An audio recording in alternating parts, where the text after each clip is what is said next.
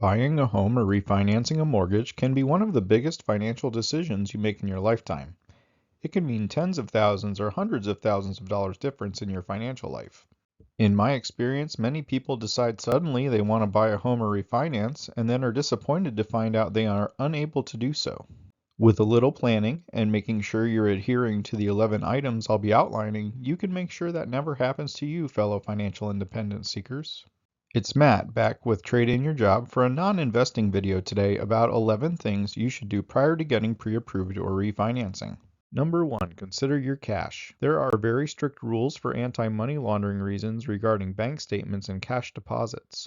Cash on hand cannot be used for the home purchase in most cases because it cannot be sourced to prove the origin. We've seen a variety of legitimate reasons that people have a lot of cash they want to use, such as selling vehicles or personal property weeks, months, or sometimes years before, just preferring to save it at home or earning a lot of cash over time from a side job. As a general guideline, underwriting will require 2 months' worth of bank statements, and if there are any non-payroll deposits, including cash deposits, those need to be sourced to be used. If you have some cash at home you plan to use for the home purchase, make sure you get that money deposited long before getting serious about your home search. Number 2, check your credit report. A good place to start before getting pre-approved is to check your credit report for accuracy at annualcreditreport.com. You can get a free credit report every 12 months from all 3 bureaus there. This report does not contain your credit score. It does, however, have a history of every creditor you've ever had. Each itemized item on the report is called a trade line. It's especially helpful to review and make sure there are no accounts that are currently in dispute. Use it to address any open collections, and check it for accuracy to make sure that there are no fraudulent accounts that you did not open. Derogatory trade lines stay on your credit report for 7 years, so hoping they will go away is not a strategy likely to help. Number 3, confirm your credit score. The credit history on your report determines your current credit score. The 3 bureaus, Equifax, Experian, and TransUnion, calculate scores differently, which is why the scores vary. One free website to check your credit score is Credit Karma, but feel free to find one you like. Keep in mind that a mortgage credit report is different from what Credit Karma and similar companies display, but it's a good starting point. Most credit card companies provide access to at least one credit score when you're a customer, so that could also be a helpful place to check as well. Credit scores range from 300 to 850. 300 being the lowest score and 850 being the highest. In general, most traditional home loan financing options are going to require a minimum credit score of at least 580. Then each 20-point improvement above 580 is a cutoff for better rates, loan programs, and pricing. As an example,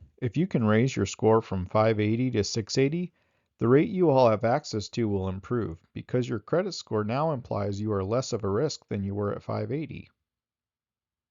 Anything over a 760 is considered excellent credit, and you do not really get any bonus points over 760. Rates are the same at most lenders for a score of 760 and above. Don't have a credit score? Consider applying for a secured credit card to start building your credit. You can also request to have your monthly utility payments reported to help give you a good credit history. Fear not, reporting your utilities will not count against your debt-to-income ratio, even though they're added to the credit report. Number 4, follow a written budget. If you don't follow one yet, it's a great time to start. Sign up for an app that does the work for you. There are many ways to develop your budget. Some like physically cash stuffing envelopes. Some use Excel, and still others use an app or program, something like mint.com, pictured here. Keep in mind that as discussed earlier, cash is nearly impossible to source. There are many programs that do tracking for you. If you have a budget, you'll have a much better idea of what you can realistically afford. Sometimes the mortgage guidelines of what clients qualify for are much higher than what they actually want to spend. Other times it's the reverse. Clients have a bigger budget in mind than they can afford.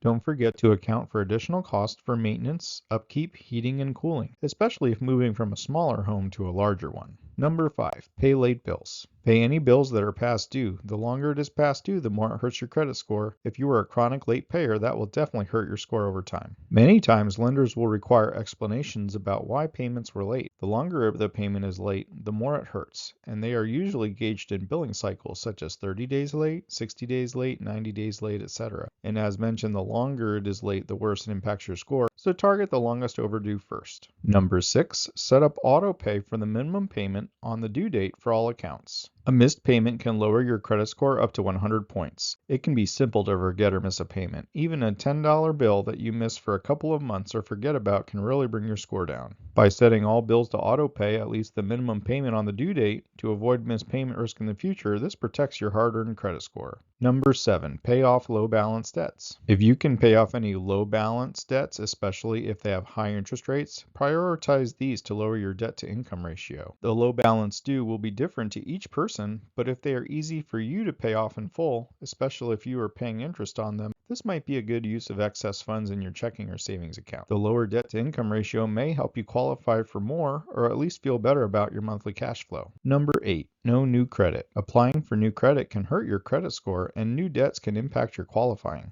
We have seen clients apply for credit for furniture for their new home prior to closing that prevented the closing from occurring. Another common issue we see is new vehicles. Those can also derail the purchase. Many times the reason for not being able to qualify for the house you like is sitting parked outside. Make sure any potential added debt will not cause you to no longer qualify for the mortgage. Always check with your loan originator or officer before applying for credit, after a pre-approval, or once you are under contract. Lenders usually monitor your credit prior to closing and will receive a notification if you inquire about new credit, so they'll be watching. Number 9, learn hidden costs. Many first-time buyers express they wish they knew more about the hidden costs of homeownership. The costs are not hidden per se, but sometimes we just don't think about them.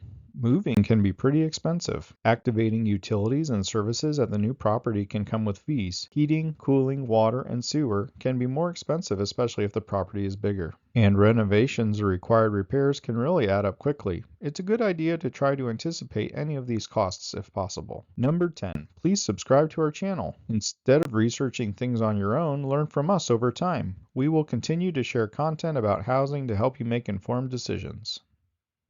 And number 11, get an official loan estimate. Loan estimates are no cost and no obligation. Make sure that all the costs are close to what you think they are in the price range you are considering. Many clients have sticker shock when they receive their first loan estimate. This is because the down payment amount and cash to close are very different in mortgage terms than they are for other types of loans. Also, since most payments include principal, interest, taxes, and insurance, and any homeowners or condo association dues, sometimes those costs are overlooked unintentionally. A loan estimate is a good place to start to make sure the price range you are looking in is one that is good for your budget. We think that list is a pretty good prior to pre-approval starting place. What might you add?